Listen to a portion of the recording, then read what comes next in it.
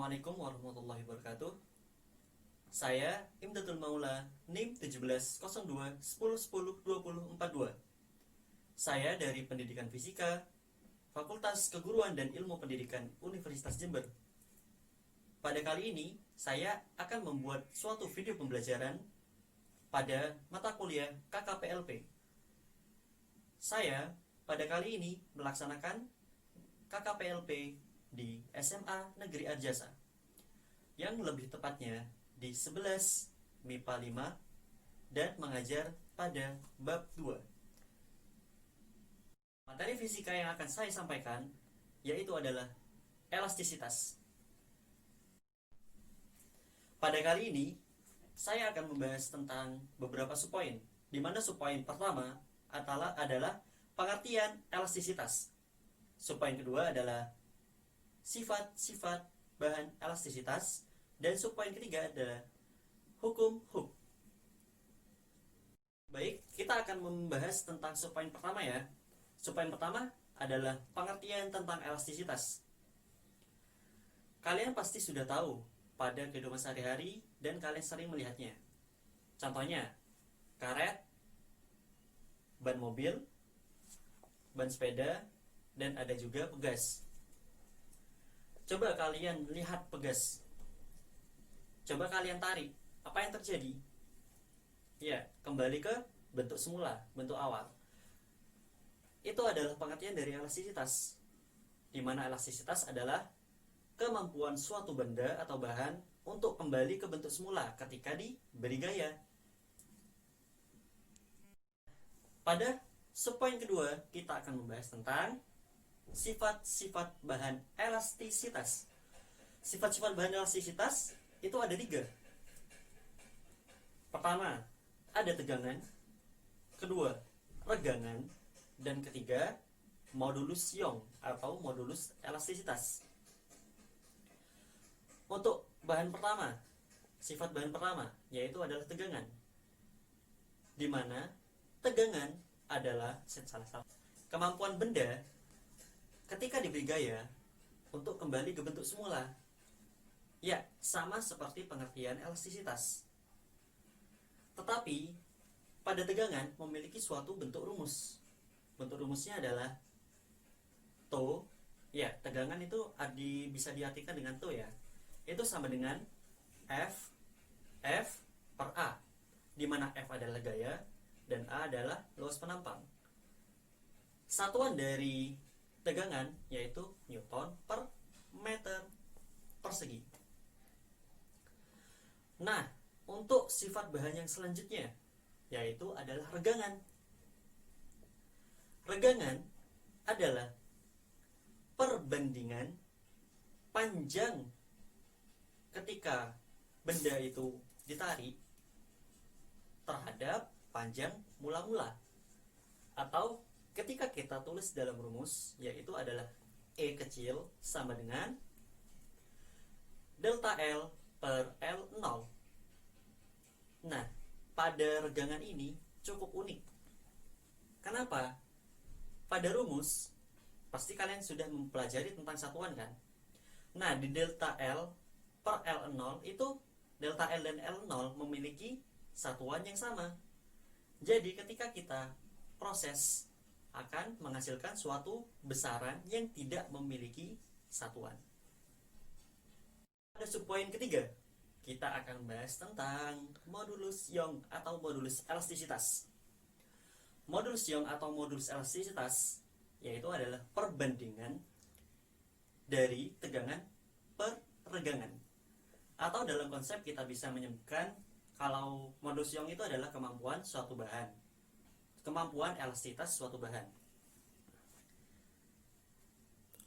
Dengan rumusnya sendiri yaitu adalah E besar atau modulus Young sama dengan T per E kecil, di mana T adalah tegangan dan E kecil adalah regangan.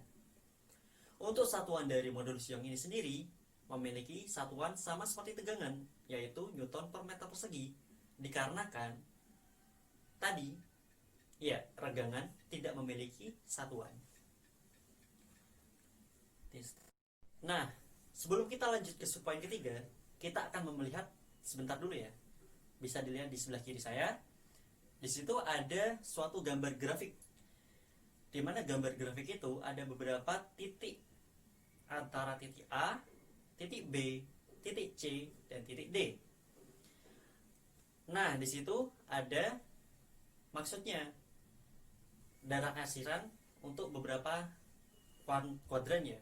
Nah, di kuadran pertama, ars yang pertama itu termasuk pada daerah elastisitas, yaitu daerah di mana benda masih bisa bertambah panjang dan kembali ke bentuk semula. Dan untuk daerah ars yang kedua atau yang daerah kedua, di situ termasuk pada daerah plastis.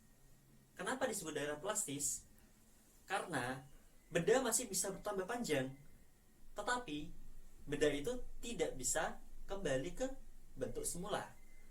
Dan untuk daerah ars yang ketiga, ini cukup kasihan ya. Kenapa? Karena pada daerah ketiga ini sudah termasuk pada daerah patah, di mana benda itu kalau kita semakin tarik panjang, itu tidak bertambah panjang tetapi malah patah. Untuk karet biasanya adalah putus. Untuk poin ketiga ini, kita akan bahas tentang hukum Hooke. Hukum Hooke itu sendiri yaitu adalah kemampuan benda ketika diberi gaya semakin bertambah panjang. Bedanya sendiri terhadap pengertian dari elastisitas yaitu adalah hukum Hooke ketika diberi gaya itu banding atau setara dengan pertambahan panjang suatu benda. Itu sesuai dengan rumus yang dimiliki hukum Hooke sendiri ya, di mana hukum Hooke sendiri memiliki rumus F sama dengan K dikali delta L, di mana F adalah gaya, K adalah konstanta pada pegas, dan delta L sendiri adalah pertambahan panjang. Seperti itu.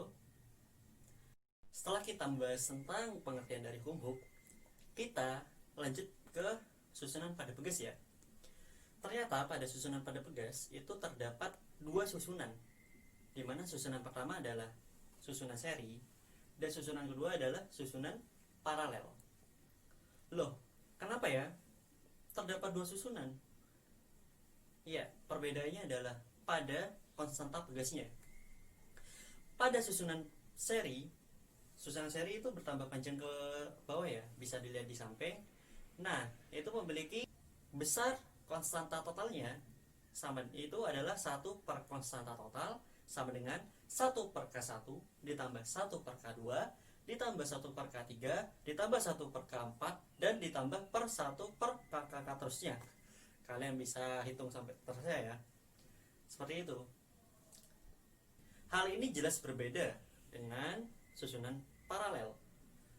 Kalau susunan paralel itu susunannya bisa dilihat di samping, susunannya menjari.